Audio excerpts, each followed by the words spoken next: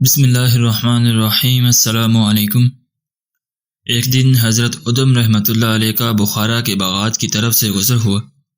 آپ ایک نہر کے کنارے جو باغات کے اندر سے ہوتی ہوئی گزرتی تھی بیٹھ کر وضو کرنے لگے۔ آپ نے دیکھا کہ نہر کے اندر ایک سیب بہتا ہوا آ رہا ہے۔ خیال کیا کہ اس کو کھا لینے میں کوئی مذائقہ نہیں، چنانچہ سیب اٹھا کر کھا لیا۔ جب سیب کھا چکے تو دل میں یہ وسوسہ پیدا ہوا کہ میں نے سیب کے مالک سے اجازت نہیں لی اور میرا یہ کھانا ناجائز ہے۔ اس خیال سے باغ کے مالک کے پاس گئی اور جا کر اسے اس امر کی اطلاع دی تاکہ اس کی اجازت سے حلال و مباح ہو جائے۔ چنانچہ باغ کے دروازے پر دستک دی جہاں سے یہ سیب آیا تھا۔ آواز سن کر ایک لڑکی باہر آئی۔ آپ نے اس سے کہا کہ میں باغ کے مالک سے ملنا چاہتا ہوں، اس سے بھیج دیجیے۔ اس نے عرض کیا کہ وہ عورت ہے۔ آپ نے فرمایا کہ اچھا اسے پوچھو کہ میں خود حاضر ہو جاؤں۔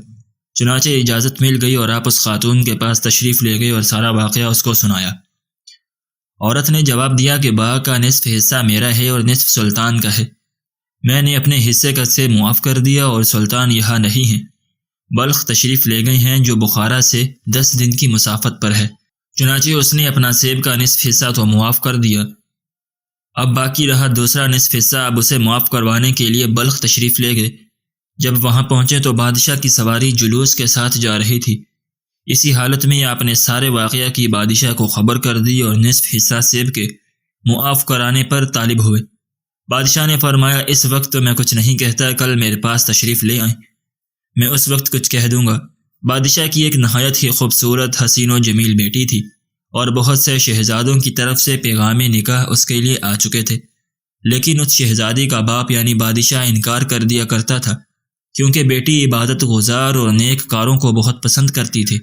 اس لیے اس کی یہ خواہش تھی کہ دنیا کے کسی مشہور زاہد سے ان کا نکاح ہو۔ جب بادشاہ محل میں واپسی آیا تو اپنی لڑکی سے ادم کا سارا واقعہ بیان کیا اور کہا کہ میں نے ایسا شخص نہیں دیکھا کہ صرف نصف سیب حلال کرانے کے لیے بخارا سے یہاں بلخ آیا ہے۔ جب لڑکی نے یہ کیفیت سنی تو نکاح منظور کر لیا۔ چنانچہ حضرت ادم دوسرے دن بادشاہ کے پاس آیا تو بادشاہ نے ان سے کہا کہ جب تک آپ میری بیٹی سے نکاح نہیں کریں گے آپ کو نصف سیب معاف نہیں کروں گا۔